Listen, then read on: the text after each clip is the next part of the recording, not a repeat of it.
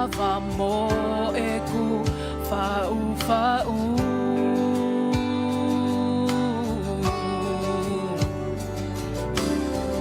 e tatali pene ongo ai tai pau aho ku kahau ka e ongo mai pe a ene palo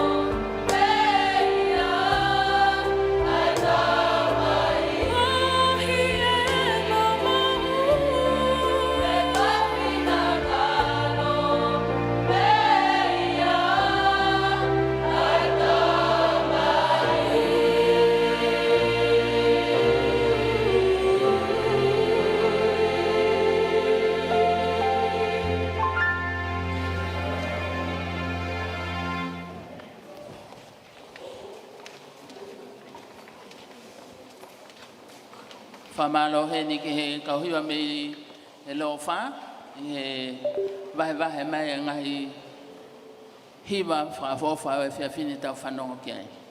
Ki mua pe ke tau hiwa ia e theme song, o kuata e kore he ni kātaki. Ka wea hataha hena na ne to o te pile me he te niti ai kau ngawe me whare mahaki. O to o nau te pile me ai o wai mo nau umea na nau ngawe aki ki he whai e sivi. Kore atu ofa mai whakafoki. Pakapau na ke whanongo ki hataha i ho mo kau ngā no fō na ne to o pe koe kau ngā taritari koe. Kore atu whakamore ala whakafoki e te pile. Na o sianga e tau fu katoa nga whakawhiawhia koe ni o alo atu hawhahi ngā ngongo kehe au pitom he tau keresi o tau mau he wike koe ni. Ko ia kātaki koe ki whanongonongo pe ia o atu kātaki kai whakafoki mai moa ai te pile. Ko ne lawa mai pe tangata malanga ki moa kātaki pa tau hiwa kore atu ke mo kātaki ki olunga ke tau hiwa e tau theme song i he whiawhine.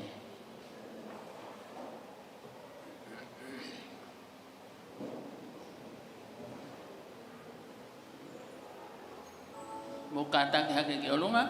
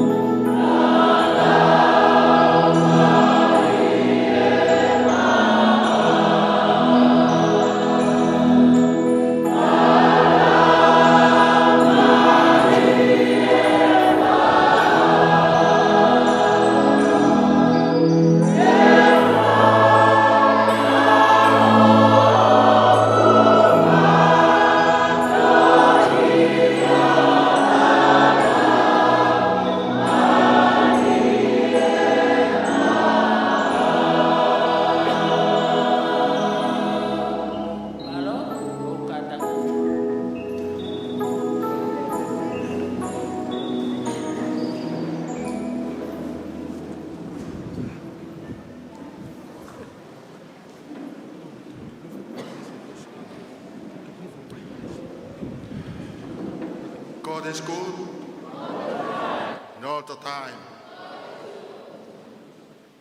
E kalaisi, ko koe pe e ku mata I koloa, kau ka mau koe, ko mau kotoa, whawhetai. Kore pe ke hu whangahi ngahi talawhatapu ka kato o e lotu pe mo e whonua. Kai toku pe mua ke whakakakato e whatongia o e whiawhi koe ni. Ko halea taritari ai ki he konferenisi hono hongo fulu maono o ku tau whia. O tau whawhetai ki he tui o e langi. He tak whanonga hao ko whai pa mai tau mo ui. Pia lawa i ke tau kau, he lau pia tau lau he kau. I he whiawhi whakakoloa koe ni. Kono whakakoloa, ko i koe tāpua ke mo ui, ko hanga he otua o whainas aki. Aki taua, pia mo e conferenison hongo fulu maono, siasa o fitu te watu, ki he haere a ngaua mai e ki misiona Tonga. I e whiawhini o kai e whiawhia, ke taitali lei, taitali loto maafana, taitari mawahe, ai tokon paresteni, pia mie he TV sone. Kai umaa ai paresteni, pia moe kau folau, pia mie he TV uema, taitari mawahe ki he paresteni o misiona kau maa ni kau ngāwe, pia pehe ka teki nau tolu koe kau whafonga, conferenis o i honongo fulu mao no. Taitari whiawhia, ki kāinga koea pia mei toke lau mamao. Niwa fo'ou, niwa Tongatapu, Vavau, hapai, eua, pia pehe whoka teki mūtolu i Tongatapu. Taitari mawahe o i whiawhinia ko ohangeia, pia maa e toke tā, Ronald Stone, tau whawhetā i pēt, e tau kei maho, hakakai ko hanga he o tua whanau nau i ki nau tolo. Pea koe tau amanaki he whiawhini he pōpoaki o kune teu, e hoko hatapuaki pea mai conferenisi o nongo fulu maono. Tala monu pe ki he toke tā, koe maulo tū pe ia, pea moe mau tui, he wholofola kua manaki ke wahe he whiawhini. Koe wholofola whakahanga tonu pe ia pia mi he taloni ofa e o tua. Taitali lelei whoke kauhiwa eiki o he whiawhini. Hau ato e taitali whiawhia o he whiawhini ki hasola pia moa vulangi o tau kau whataha he holo Vakaua he whiawhini. Whatawange pe, hifo mai hono lau maari e mao ni oni. Tāpani kāre he wheo hianga o i whiawhi koe ni. E tuku ke hoko ko hatapuaki, pia maa ki tau tolo, ko hui koe pirikimo tau whai, pia me i taimi ki i tāniti. Ko e tau hiwa uraki ko ia ki he whiawhini. Kore, whawhi pe kau hiwa. Whawhi e kau hiwa ko ia pia me i Vaini ke nau hanga o mai, e tau popoaki hiwa uraki ko ia i he whiawhini. Malo.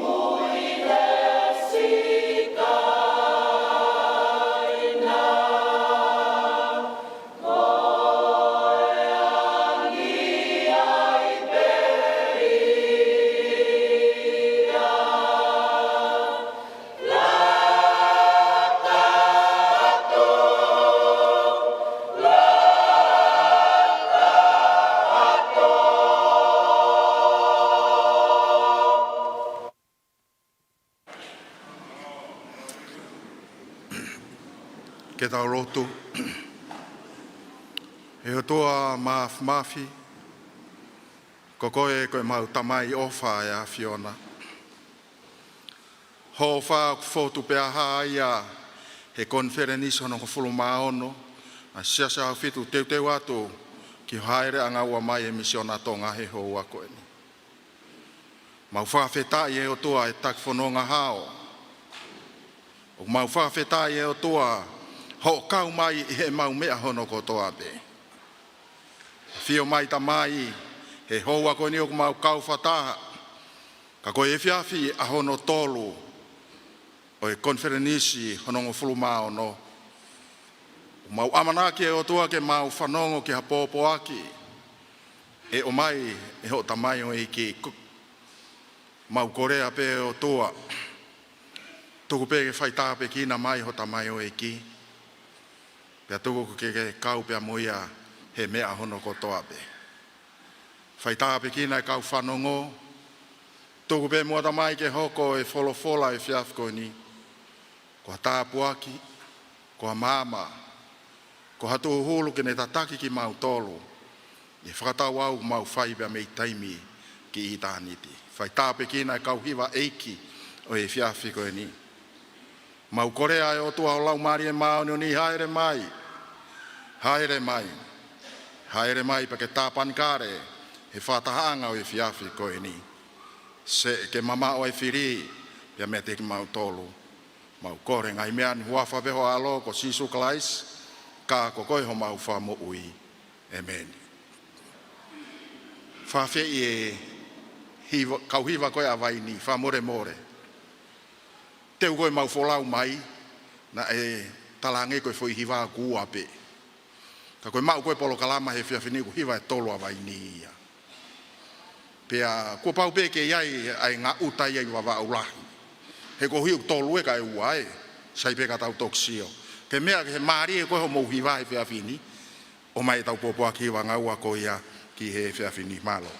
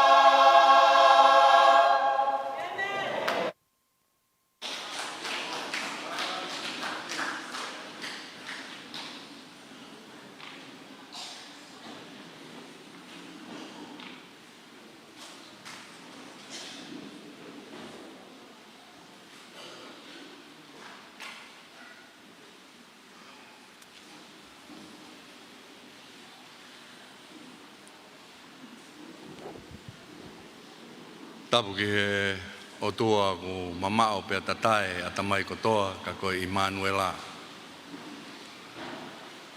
Tapu ki he tatai ki tokon Palestinio ti bisone pa kau maven ka fonong. Tapu ki he tatai Palestin o unioni e uma ai kau Palestin o ku mea I whareni he pon. Tapu atu ki he kau whaifkau e twin, whaifkau Pelikan e has o Michael o Sonilol Mauinga hono whailonga hau mo mea mai ke tau kau whata I he porokalama koe. Tapu ki he amsia tapu at ki he kau tataiki mo kau whineiki talabo mo whine mui pea kou kore ke hufanga te ngai whakatapu pea tā mo koe whainga maari e koe ni ke tōkaki ai e koloa kou lave monua he houan. Fie atu ka koha fie e mo ui e he ki taimi koe ni utau kau whatahai. Ange koe mea nā ku lave ki ai e ku rea he kai kamata pe koe tau ni mo ku una loto ke whai mo au mai kau lere mai ke tau whiohi. Tau mai ke mo iloa koe mau whakautua holo e ngā he ngā ue he wheitu ke ka koho mau loto tuku mai peitongan. Koe mau tala noa, koe mau manako, koe mau sai ia o ku whai kotoa mai pekitongan.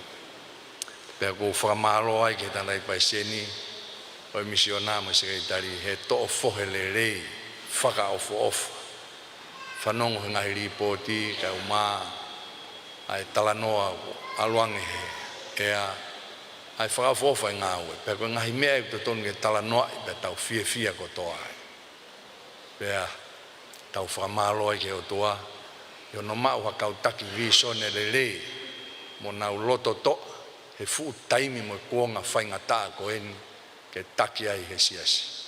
Pea koe ko whawhunga te whakamalo talai paiseni au mai sekretari mo e kau whaiwhekau hono kotoa pe.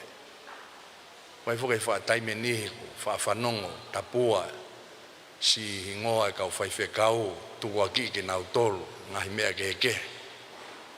Pea ko whaamuange pe au e kau tama koe nau whaarea pehe o te ke wha pehe he kakai.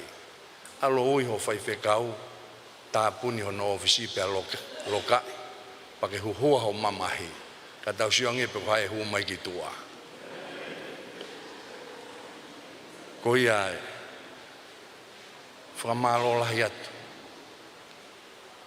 ka whaiwhekau he tō whohelere mo ngāu e ko mō whakahoko e misiona kia te au o ku alu pe taimi mo e aho pe hiki tō e mea kotoa hiki tō ai mau mea toko ni ai ngahi rea ai lotu ai hiva ai malanga hiki tō ka koe whahinga hiki koe ne hiki hake pe koe aho ni hiki hake pe me kau tamai koe ane a whi ai ku hiki kotoa pe whamalo lahi atu e teu le rei nai lawe whoki e tare kita ai whaiwhikau ki he hiva koe na Vaini nau fo hiva e tolu o kai ke hiva ia e tolu koe foi hiva pe e taha kau konga tolu koe uhinga e upehe ai pe au toki hanga pea vahe ai e konga uloaki he kamata koe pe ai konga uahe pe toki ai konga tolu o kapau te uloto ki ai he kou whanonga tau ke hiva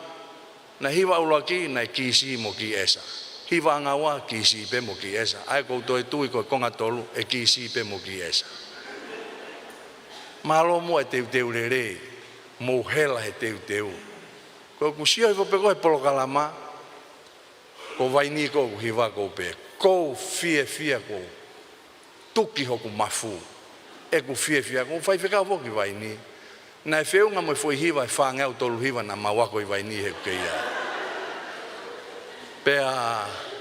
pe Pe ko ke mau pe ngai tatau ko toa. Ko ne mahino mai pe ko hiwa ko Vaini ko pe teu to foki manatu ke wa ko ngai fu hiwa fanga to hiwa ko ni ke u kau he hiwa.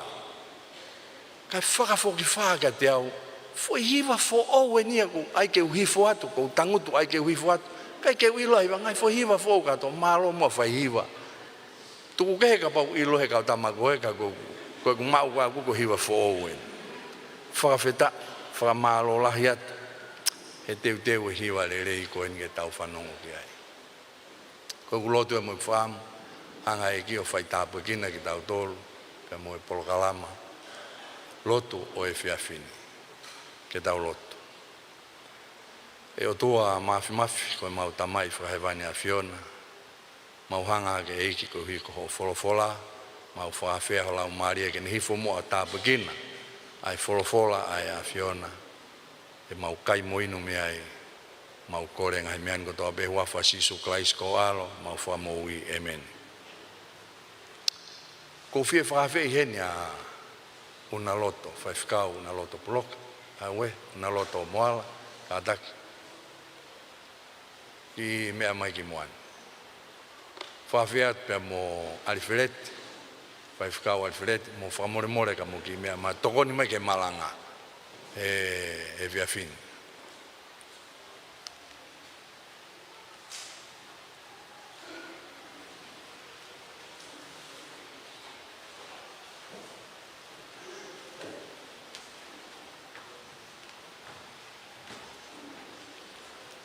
Mo mea mai pe geni, ke mo mea pe he mai ka. Ko ki whehui pe koe ta, foi whehui pe ta, kia naua e whiawhini. Ruak tari pe una loto, una, whaifkau. Hae uhinga mea na ke whiri ai ke alu ki fulutoni.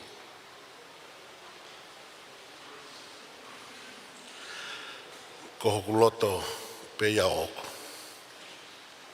Ko tari ko e whaifekau, ko hono loto pe ia o ona. Malo. Whaifekau alifireti. Hae uhinga mea na ke tuku ea nusila kai ke whia alu ki Avanteila, pe te ke alu ki Filipaine, pe te ke alu ki Andelu, Andrews. Ka ke whiri ke hau ki fulutoni. Hae uhinga na ke whiri ai. Ko loto pe ia. Malo. Koe na tari malo abito, malo. Koe na tari ko hoku loto pe au. Pea koe kawinga malanga ia e whiawhini. Ko hoku loto pe au. I will to go. Ko hoku loto pe oku keu alu he misiona ai otua. I will to go. Hange koe ngai malanga ki mua, whakatewhito e tau kawinga konferenisi koe ni. Ki he whekaulahi koe hae tohi koe mātiu wahe wa walu, vesta walu, ki he wanoa. Ke tau alu ki maamani ko toa pe o malanga e o ngorerei pea baptaiso ki nau tolu he wawhai tamai mo e alo mo e lau maari maanioni. Pea ke ngau hiti sai pare. Koe whekau ko ia, koe misiona ko ia koe ke toi ke. Ke mo alu ki maamani ko toa pe o ngau hiti sai pare. Misiona whika ulua ki au toa, ke ngau hiti sai pare.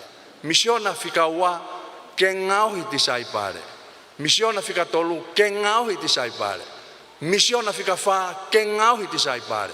Misiona whika nima, teu alu o ngau hiti sai pare. Koe misiona fisi mua, mo tūki mua ai o toa, ene ngawe, koe ngau hiti sai pare. Koe papitaiso, koe ako i, koe malanga i, koe alu, koe katoa ngahi umea koe ni, ke hoko e toko taha koe ako hiti sai pare. Koe uhinga ia e mea o ku tau alu ai. O koe ke tau alu no aia, o ku tau alu he misiona o tua, koe ngau hiti sai pare.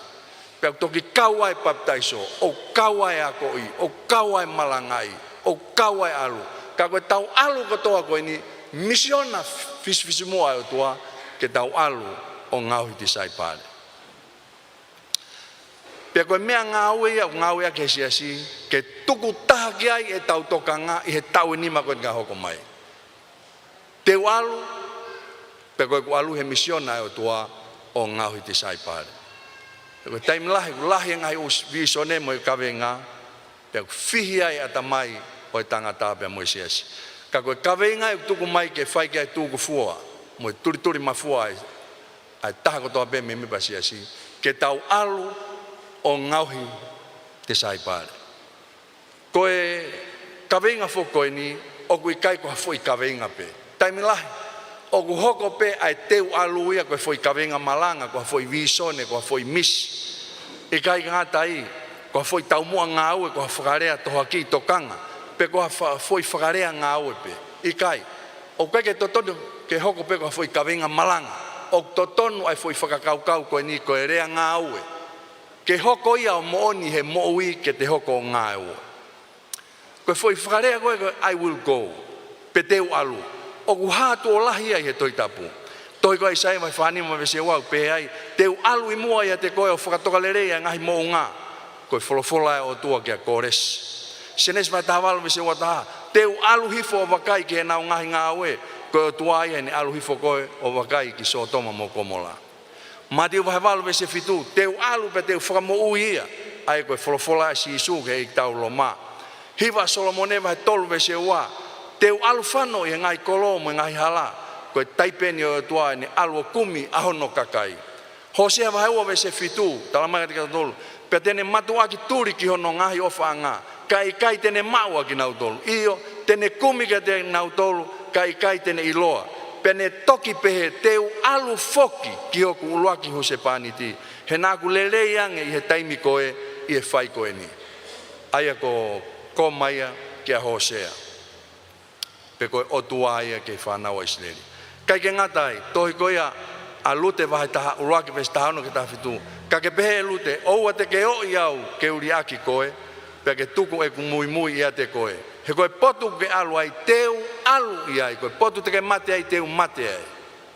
teu alu kai he ua honga pati te honga whakatonga e whakarea koe ni teu alu mei ke ngā ue aki pe e o tua teu alu, teu hifo teu alu whano, teu alu mei hange ai teu alu ha foi whakarea whakaotua kai he ua honga e foi whakarea koe ni teu alu o guai hango whiwhine wito e tokoua o kuna rea teu alu maulalo taha ia society o kuna kauboki na ua he whakarea koe ia teu alu na kutoi ki wakai foki ki a Dr. Kukol pe koe hae foi whakarea teu alu mana koa taha pene apate ke kumpe koe ki ai whiwhine koe foi whakarea koe teu alu mana koa taha uhai e toi koe a lute vai uloaki vese taha ono pe mo taha fitu pe koe uhi koe ne pehe ko wham ke whai ki ai e whekumi i he whiwhine ai hae uhinga mea ku mana koa ai foi whakarea koe a lute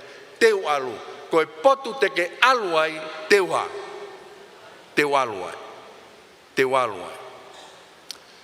ka ko wham ke nofu ai whakaukau he whiwhine i he ongo pore la lahi e ua na e whehangangai pe mo lute he taimi na ne rea aki ai teu alu pore uloaki koe pore uloaki me hono kaunga mea ko ia ko opa pe ko hono toko ua i he whono kaunga mea ko e ko opa tuke atu haki ata nou o e talanoa koe ni koe talanoa i loa mo si mea i ko toa i ko mutolu whanonga mai ko ia Elimelek, Naomi, Malon Mukirioni na ufola ko hui ko honge me Peter Hema ke na walu ki moap. Poko na walu ki ai mau hore vai Malon Mukirioni opa molute. Ya kai ke foloa na no fatu ko malolo ai Melek, malolo Malon Mukirioni. Pe to pe Naomi lute mo opa. Pe awin ka time ko whakaukaua Naomi ke foki ki Peter Hema. Pene talange rewa koe ai foki. Paka nau whanonga tu e halane ta foki rewa Naomi talange ating nau mofa mai, sio mai. Koko mana wāku e kua pa, he kai teu toi whanau au. Foki ki moua ki o mo kakai mo otua. Kai keu toi lava au o atu hawhie maari e ka ting moua. He kai teu hakahau ia mea te au ka ting moua. Mo foki ki moua ia. Pe whaia e nau whe talanoa aki koe ni, pe tuulolo ai a opa, o ne tafoki ai o alu hiria na wheloaki pe mo Naomi pe ne alu pe koe na tū koe ni ko lute pe mo Naomi koe na tū koe ni talange e Naomi ke lute he vahe uloaki vestani ma and Naomi said to Ruth, look, Your sister-in-law has gone back to her people and to her gods. Return after your sister-in-law. Vakaiat, koho kaunga meaena, mamae, koho mahenien, koho tokouena he fono, koena kone foki, ta foki pea ke mui ia te ia foki ki o mo kakai mono mo ngahi otua. Ko taimua nau whaia ai te utua ki malanga koe ni, nā ku whakakau au ia, koe whakakore ni e Naomi ka lute ke foki. Pea wha malanga ki au ki mua o pehe, ne kore ange e Naomi ki a lute ke foki. Kai taimua nau toki whakasio whakarerei ai, anga tū whakakalama e se tesi koe ni, a vesi koe ni. Nai kai ko ha whakakore, koe foi whekau. Whekau e Naomi a lute foki. Ta foki pea ke mui. Whekau ke alo, au kai ke toha whiria moha loto. Kai ke toha loto ia o lute. Koe mea peo whia mau ko ne foki he kua whekau ke ta foki o alu. Sio ki he ko toko wā moho maheni. Sio ki ho kau ngā mea koe na kua foki. Mui ai pea ke ta foki o alu. Whekau ia ke foki. Ko na tū ko ia, lahi ngai mea nai hau ke whakaukau ko ia, alu te he taimi ko ia. Lahi ngai mea nai hau ke ne whakaukau. Mahalo pe, na koe whakailonga mea utua, keu foki, koe na ko opa na ko foki, mahalo pe na koe whakailonga mea utua, keu foki ai. Na ko rea mai utua ia opa, keu foki. Fefe ka ia ha whakatū tāmaki hala whanonga. Fefe ka pau te maalo ia ha mea e hoko hala whanonga. Oku matu o tua. Mo whakapoto anga e whareia Naomi. Mahalo pe o totonu ke ufoki. Fefe taimi na whiohi ai. Pe mo opa. Ai maheni na e whai wheluteni. Mahalo pe o totonu ke ufoki. Mawhana pe hifo au pito e whiohi mo opa. Mou wakai mai, ke ngahi mea, na ne whakawhi atungi ai whakakau ko ia alute. Ko iwi tā ke kina hono kau ngā mea ko ia ko opa. Nofo ia ne whakaukau, pakoe na tū koe ni, o ku rewei, whetaaki e ne mou imo ne whakaukau, pe koe hāko ai ne mea nai whai. Ai mea koe tonga ne whai. The influence of a friend who did not have the same commitment and determination as Ruth. Mahalo pe ka pau na ko au, na ku sio atu koe kia opa ku ne foki, kou kete kovi, he koe tama kete kovi au. Hange to pe,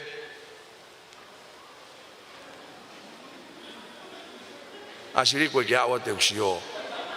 Na umei pe he koe tama kete kovi whai hiwa koe na Vaini, ka koe tama kete mahalohi au pitoia. Ka pau na ko au os foloa e ku kete kovia ku maguirifia au foki. Kai tū pe alu te heni mo ne whakaukau ke ngahi mea ko toa whianga ngai pe muia. Ko hinga pe ko iwi tā ke kina, ahono kau ngā mea mono toko ua e whono.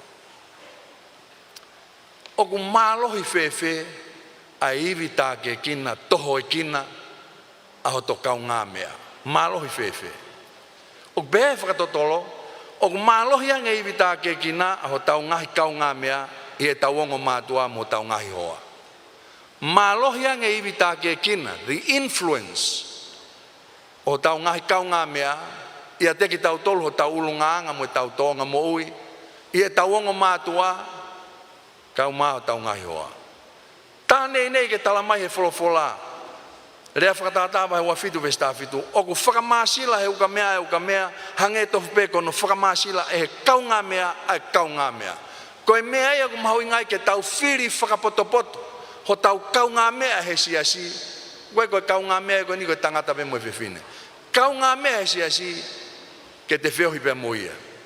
He tene lava uesia ki he lerei pe ki he kovi ai te moui he siasi. Whiri whakalerei ho kau ngā mea. Koe mahalope ku mou mea, ko whakawhakai tu kai ki u whakatongai, o ku iheni he whiawhini. Ka kuia e tama ko eke. Mei wawa, mahalo mou mea i pēna lea he kai.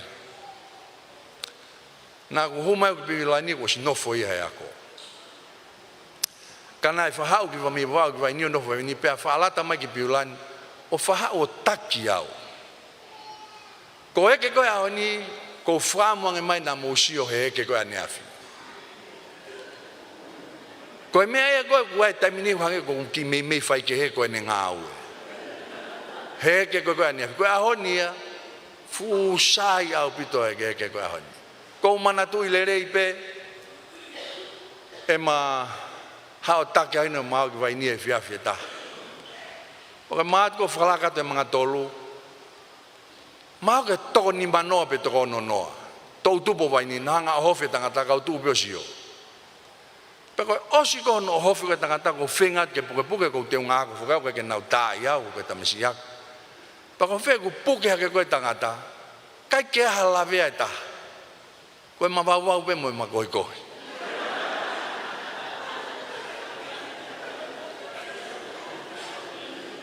O koe ko hawaku, koe mawawau.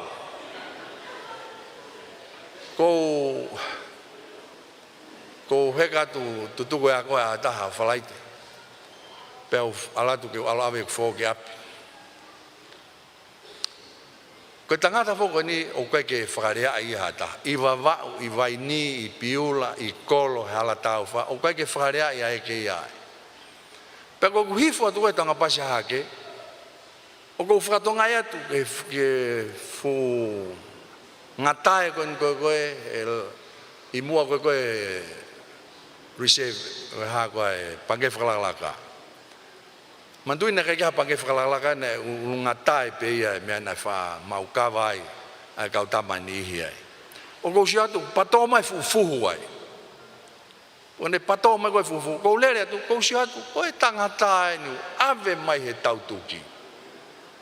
Pea ko oho rewa o whengai ke puke. Puke kautama koe mo foi te unga kope. Taimsi pe ko tau mai kau polisi. O ne tau mai koe kau polisi puke. Tau fie fuhu. O puke ai mo au ia na kai ke ukaua he fuhu ko oho pea koe puke. Ko fuafua hui ai piriso ne koe ngawe a eke. Pea ko talanoa koe ni koe pe koe kai ke heni ke whakamoni ai. Ko fuafua hui ai piriso ne nae tuo tahape koe ngawe a eke. He koe tangata na hanga uksio ko taimiko kure ai o ke pene rea ia. Ko tangata na lotolahi pena kai ke whakarea i hata. Pea koe mea e koe na hange koe o ki mei pea e taimenihi koe ngawe e tangata koe ni. Kai tālunga mo ne alo o mari ki he afo e te au. Nafu pe he afo e te au o ao molu mai au mai koe ke ahoni. Ka koe mahuinga ia o e te whiohi mohataha lelei he siasi. Mahuinga o pita. He ka ke whiohi moha tokotaha o whakaanga he siasi. Koe mea hoko pete ke whaite ke whakaanga i ngau e siasi. Ka ke whiohi mohataha o whakawhepaki he siasi. Koe mea pe hoko te ke whakawhepaki he siasi. Whiohi mohataha o ku tala noa lelei, tala noa fungani. O ku ifo ai ne tala noa he ngāua e siasi. Whai mau ki tātai arimoni, o ngō tātai paiseni, mo e mau kau tā mea. O si whakahingoa whoki he tangata eiki tokon paiseni, ai mau ki tā mea. Koe toka manawa. Oia koa, oia,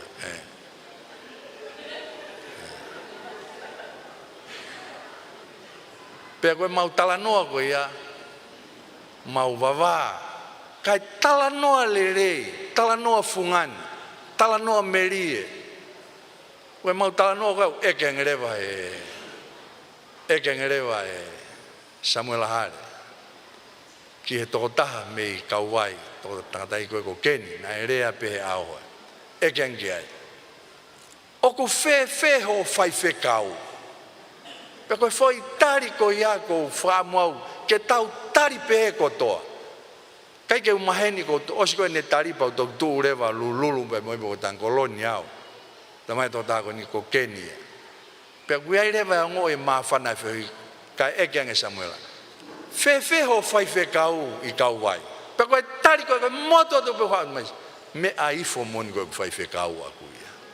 Ne ongo pe koe ne loi.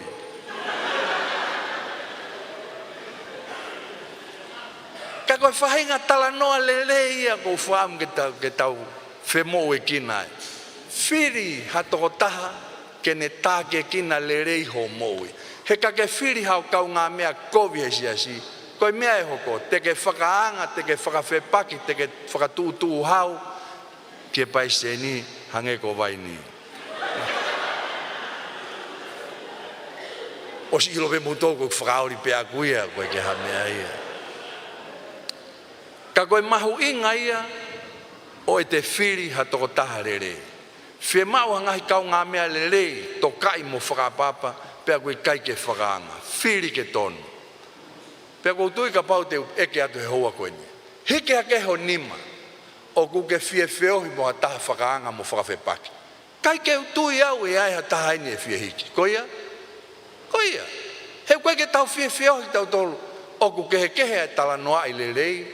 Mo hono analaiso ai ngāwe. Mo e tala noa whakaanga mo whakawhepaki. Fue mea ke e ia ua. Ka te whiri lelei. He ka pau na e hoko. A opa, ko toko taha kovi kia lute. Ko mea koe nai hoko, nai mei whanonga hala I pe mo lute. Whiohi mua taha ku loto toa, ke ne alu he misiona o tua. Whakatauange o ka pau ne toho e kina e opa, whakautange o ka pau ne toho e kina e opa lute. Nai kai mei lava e misiona e o tua. He ka pau, nai mui a lute I a opa. Hei kai lava misiona o tua, koe ne hifo koe ki māmaini ke whakamui tato. Ne kai me lava e. Ka koe uhi, nei kai ke iwi, toho e kina iwi tā ke kina o pa alute. Koe uhi ngaia na e lava e misiona o tua, ke ne hifo ki māmaini. Pore hono ua, koe tae pau ai hala whanonga. Koe tuu koe alute he aha koe he loto hala. Sio ki mua, sio ki mui. Sio ki mua, sio ki aopa. A ngahi mea ke nai hau ki hene whakaukau. Lahi au au piti. Kai ke ngatai, koe ne sio ki he tae pau o e hala whanonga. Ulua ki, te ki ai ke whanonga alute ia ki peteri hema. He hala koe ni. Koe ne tok fuafua whanonga ai. I kai ke ngatai, te ki ai ke moui alute ia I ha kakai o kunau tauhi peha o tua e taha. Mo ia he kakai unau tauhi o tua lahi. Lahi e whanga o tua aia. Te kei alu ia mo I pehe. I kai ke ngatai. Alu e nia ke ha feitu o kui kai ke ha no whamiri e taha. Whamiri toto. Kai ke ha whamiri toto e taha. Koe fuafua alu e ni. I kai ke ngatai. Koe whanonga e koe ni. This journey is not going to be a glorious one, but embarrassing and shameful one. Whanonga e koe ni koe whanonga nau ia. Koe whanonga whakaluma mo whakama ai whanonga koe ni. Koe whanonga koe ki moa, ki peteri he maa mei moa pe, o whakafuafua ke aho e fitu ki hongo fulu. Whakautange ki ai. Aho e fitu ki hongo fulu ai whanonga koe ni. Mohe pe he pourihi ata loa. He uho uhonga o e whainga taa mo e kau kovi. Kai ke ngatai, koe taimi koe ni, koe taimi e ni, mantui fuku mo ui whakalute he kuonga koia o e kau whakamao. Koe taimi e ni, o e kuonga e na whetau aki ai a Israeli mo ngahi kolo atakai. Nana mei fihia I loto he whetau aki koe ni. Kana e whiripea lute e kene alu, whiripea lute e kene alu. I kai ke ngatai, o kuia e talanoa whakaloloma o rekoti he toi koe whakamao wahe. Tahi wā mwe wanoa. Ai mo mea ko toa pe tānoa koe ni. Ai tangata ri vai koe na hau me o mounga I wharemi. Ko ne whanonga mai me wheitu koe, ke ne alu ki peteri hema. Ke o mai hono o whaanga. Pako taimingana na whoki mai ai o whou mai he hala wheitu koe ni. Na uraki pō koe na mālolo, whakatongai atu a tangata ki naua e na mohe koe ni, nofo e fuloto ata, ala ture whakawhei mai ki naua. O mai ki naua, o nau mohe o nofare. Ta koe koe tua po ne tu mai kau tangata kovi whaihia ko toa wheitu koe ni. Ana nau teka holo peki nau toluia. Tu mai o whekaui aiongo tangata koe ni ke na humai ki tua. Pako taimi koe na ai ke na huai tange to ta nofo. Kai ave ahono o whanga. Tala mai he tala noa koe ni na ave ki o whanga. Au ke maa ho ne tokoto peitua. Ne hifo mai rewa tangata riwai koe ni o uta. Whakaheka ne ho si o whanga whakatapu. O ave ki i wharemi. Ko ne au i peko ki aina ne tu kongkonga tahaua. Ahono o whanga. Pea tu whaki hai kolo. Ke whakaha mahino ai tuunga kovi na e au ki ai kuonga koe ni i he taimi o lute pea mo Naomi. Na e fou mai koe a lute pea mo Naomi ke naoko ki Peterema. Na naofi mai pe na kai ke fuofi. Ka pau pe na naofi mai feitu koea na e nofo ai kau whai kovi koe ni. Siohange ke whai ngata mo e whakatu tāmaki. O e mea nana mei whihanga hangai pea moia. Mea nana mei whihanga hangai pea moia. Ka neongo kātoa. Ka neongo kātoa e whakatu tāmaki. Mo e tae pau e hala whanonga. Na e Filipe alute ia ke nerea o pehe te ualu. Koe wheitu koe te ke aluai te ualuai. Wheitu koe te ke aluai te ualuai. Despite of all these risks, Ruth said, I will go. I will go. Neongo ai whakatu tāmaki. Neongo ai tae pau. Neongo ai ngahi mea kotoa koe ni. Na e Filipe alute ia ke nerea o pehe te ualu. Te ualu. Koe ngo pore ia ua na e whianga ngai pe mo lute. Ia ne tari koe ni tene alu. Na e mei whehui pehe pe mo lute. Kana i kai. He koe taimi lahi tuku mai koe whekau koe ni ka te ki tau tolu. Ke tau alu. Tau whakawhehu ia. Whianga ngai mo e whakatu tāmaki hala whanonga. Te ualu whewhe he kuiaiha ku mea lere, o kuiaiha nofoanga, o kuiaiha paanga, o kaikia ku whamiri. Ko tok fuafua aloen ke wheitu kua. Ko e ngai whehu ia tau whianga ngai pia moia. He taimi o ku ui ai ki tau tolu ke tau alu. Pe ko e ui koe ni. O kui kai ko e ui ia ke kau whai whekau pe. Ko e ui koe ni ke tau alu ki he taha kotoa pe mi me pasiasi. Te ualu. Ko e ui ia ke taha kotoa pe. Pe taimi ko tau whakawhehu ia ai. O haure vai loto si mo loto foi ka te tau tolu. Na mei pehe pepe mo lute. Ka koe tari koe lute ki ai. Neongo katoa all these risks and challenges. Te walu. I will go. I will go. Nai kai ke loto foi. Sio ke hivita ke kina no kau ngā mea koe ko opa. Sio ke whainga tā mo e whakatu tāma ke hala whanonga. Koe whanonga ia ku tae uhinga, whakatu tāmaki, pia toa I kai hano tau mua lere. There was nothing literally good at all in following Naomi. Koe taimi koe te tau sio ke tala noa, pia te wakai koe ki ai, kai ke aha mea lere ia taha, he na kai ke ilo e lute ia kahau. Koe mea pena ne ilo I koe ahoni.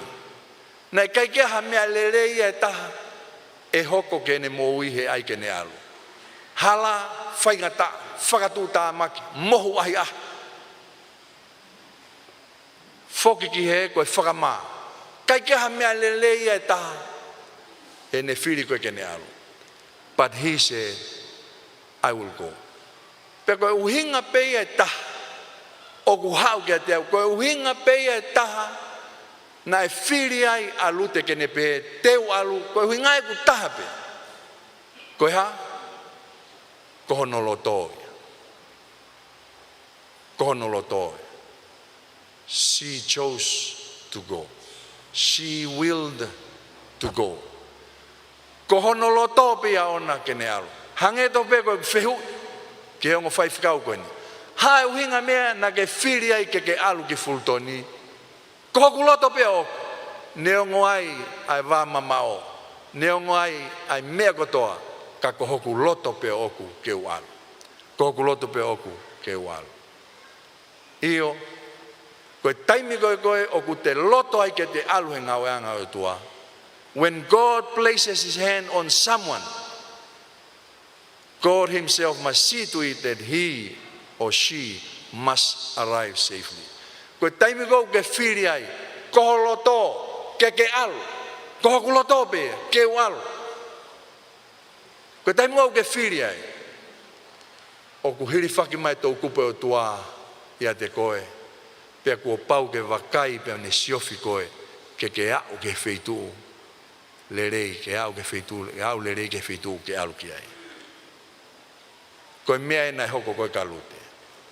Nai puria mea lute, ai kahau, nai kaike ne ilo i e kau, puria mea ai. Ka koe taimi koe na ne whiri ai, koe taimi koe na ne whiri ai, teu alu, ha poto pete ke alu ai. Na hiri whaki, ai nima tau kupu mafi o tua i a lute. Ke ne au le rei ke whitu ko koe, na au ko koe ki ai.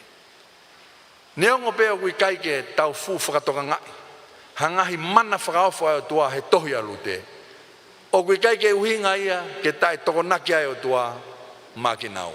He kai ke ta whakatoka ngai ki tau e hange koe tohi ko asiona. Fere a mana, malo koe mana ku, tolungo furutupu nai whakahoko o tua, ki asiona. Ke ne tūtare rei, ki niniwe. Fere a mana ia. Tohi a koe na lute, kai ke tau whakatonga i tau tolu ha mana whakaofa o tua. Ka kui kai ke pehe ia tai iai o tua. Nai whakamalu pe a lute ia he au whinima o tua koe hinga ena ni au le rea. Whakautange. Family, whakautange ka pau na kai ke alu a lute. Ka pau na kai ke alu a lute, hei kai ke ha opeti, hei kai ke ha sese, hei kai ke ha tevita, hei kai ke ha sisu. Whakautange ka pau na kai ke alu a lute. Kai toho e ki na ia he no kau ngā mea. Ka ne loto fo i ko hui koe whaingata o e hala whanonga. Whakautange ka pau na ne whiri ke ua alu. Whakautange ka pau na ne whiri ke ua alu. Hei kai ke ai ha whakamou ia ko Sisu Kalaisa. Whakautange ka pau na ne whiri kai ke alu. Hei kai ke mo ui. Ai ngai whamiri ia whakaristiane o ahoni. Whakautange ka pau te ke whiri koe, ke oua te ke alu. Fe ai whamiri o kaungapi. Fe ho whamiri. Fe ho maheni. Fe ho kaungapi. Fe ai taha kotoa peitongani. Te nau mauna e moui. Ka ke ka whiri ke alu e iai e whainga maari e kia te nginau tolu. Ka koe whiri koe ia o kuo pau ke whaia ki holo tō kotoa. Hange to pe koe kolute, na kai ke ha mea lerei e taha nai sio ki ai. Ka kohono lo tope ke alu. Kohono lo tope. She willed to go. Tō taha koe ko whata preheret. Kauen he pātere. Na e paionia he ngāu e whakakatorika i whisi. Pene ngāu e he taimi koe na hoko ai tau i whisi. Whainga ta alahi. Kai ke ngā unu e ngāu e ki mua pene toho mai rewa ni ki waka. Ni mai taha e losario, ni mai taha e fohe, pia ne rea rewa pehe. Heaven, land and sea for work, heavens for rest. Whanua mo tahi ke ngāwe, toki malolo pe ki heaven. Kapana kai ke whiri a Father preheret, ke ne ngāwe o more ani mo ui whisi. Hei kai tokolahi, ai sias katorika i whisi. Imagine, whautange, kapana kai ke whiri a John Aitei. I ene whau mai ko ia ne ilo ia ia pitkeni, mo lo tuheni. Kapana kai ke ne whiri, ke ne alu ki he Pasifiki, ke ne toe foki mai i he waka pitkeni. Hei kai ke aha sias a whituia. Ka koe hui koe ne whiri, te walu ki he Pasifiki. Koe hui ngai au ke mau ai whainga maari e, mo e whainga maari e ki a te au. Whainga maari e ki a te au. Whautange, ka pauna kai ke whiri a lute ke alu. he kai te ke mau I koe ai mo ui pe moa. Napoleone, taimi koe nai tau iai Napoleone a mamani, pe alu ke whakalalahi ange ai ne kāpui a mamani. Pe alu e ne whanonga ne au mai ofi mai ke wheitu e taha ke ai ha whama. Koe tamai mohano ki foha. Pe kua tau reke reka e tamai a koe ni. Pe talange e rewa he tamai koe ni kono ki foha. Foha. Oua te ke toi tokanga koe ki ha mea. Koe ne au mai pia Napoleone koe more ia e ta moi ke ta mate whakataha pe. Tange foha koe ni ikai. Kai ke utaria e au. Kai te uloto au ia ki ai. Kai ke ne whai whanonga mai koe a Napoleone. Whainga mai e ne tau. Whakatonga e te ki tamasi koe ni kuofi mai na wau mai ke whama koe ni. Tau whiha ne tangata e ki nofo heni ke ta mate whakataha. Talange tamai koe ni ikai, te walu. Talange foha koe ni te walu au tāpuni e matapā koe ni ke Napoleone. Ne whai na whetu koa ki, ne talange foha koe ni, tamai, tukuange pe ke walu o mate he matapā. He ko hokulo toi, ke walu o tāpuni e matapā. Pe alu atu hen, ai ki tamasi koe ni o tu, he matapā koe ni. Whanonga mai pia Napoleone, no au mai mone kau sotia, pe whikau e Napoleone, tamasi koe ni, ke whakawa e matapā koe ni. Tō pia no sari o te whikau, whakawa e matapā koe ni, tange tamasi koe ni, he kai te whakawa e matapā koe ni. Whikau, kei loi koa kohai au, tange ki tamasi koe ni, io ko ilo ko Napoleone koe, kai te whakawa e matapā koe ni. Fisi ia e ki tau koe ni, pane hifo ki lalo, tō ia ke ne here tā. Tō hono whatawhata ki tamasi koe ni, o hai hono kofu. Pia ne talang, te ke whakawa e matapā pe te tamate I koe a honi. Tange ki tamasi koe ni. Tamate I e koe au, kai pe te whakawa e matapā koe. Ne kakarewa Napoleone ne tū, he sari o te koe ni, pia ne kaila ke ne kau sotia. Peheange mai e au, na iai hatoko hongofu, na loto toa pehe, hange koe ki tamasi koe ni, ke ne loto aki. Ai whatongia nā ne pore ki ai. Pehange mai e au, na e au o toko hongo fulu. E ku kausotia, ne nau mau ha loto toa pehe. Pehe ni, ko wikunai a mamani ko toa. Sias. Koe alu, moe nofo, koe whiri au. E lahi pia no ngai pore, e lahi pia no ngai whaingata, mono ngai pe au keke. Kau ka pau te ta loto aki, te ta alu, kai oua na ngalo ia te koe, o kuke whakamalu he au tona isi hoa. Amen.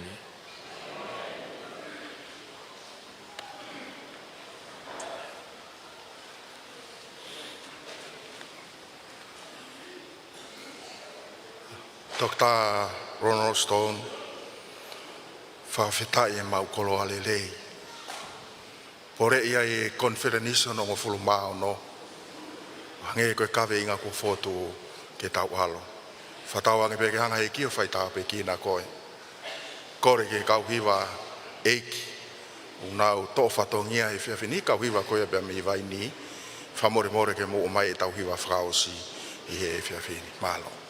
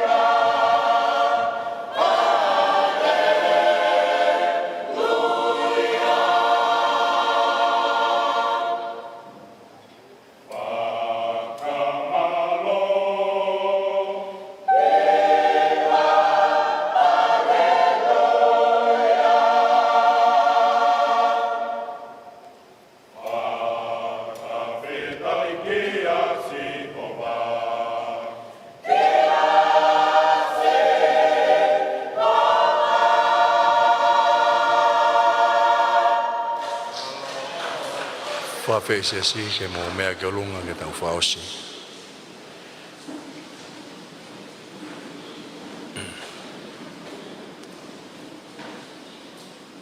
Mau kau whataha eiki pe mo e punake o e whiafkoen koe whakawhetai pe mo e whakamao. E tauhi whakafofa, tauhi tai mamohe, ai o tua whai ke mau muui. Mau whamaro tamai, e koloa wholofola ko whai hono tūtū i e whiawhini. Io, koe ngai pore na e whianga ngai pe mo lute, koe pore ta tau pe mau whianga ngai pe mo eaoni. Kai malawa pe ia, ke mau pehe te mau alu, he koho mau loto ia ke mau alu. Tāpoi kina ai tanai paiseni, seitari, kau maa ai kau ereta, me kau whaifkau, e mo sesi hono kotoa pe. E ua nā whaiwhange ko tau mia, pe te nau tawhia, e ngai whakatau ere o e whiri. Kane nau, kanau tūma, i e kaweinga mo misiona ngā ue, o e tau e nima koe ni. Ke nau alo, o ngau hiti saipare. Tāpoi kina ke mautolo iki he whiafkoeni. Whamalo atu, e ofa hulu ko mau lawe monu ai. Mau kore ngai mean kotoa pe wafa sisu klaisko alo. Ka ko mau whamou i emeni.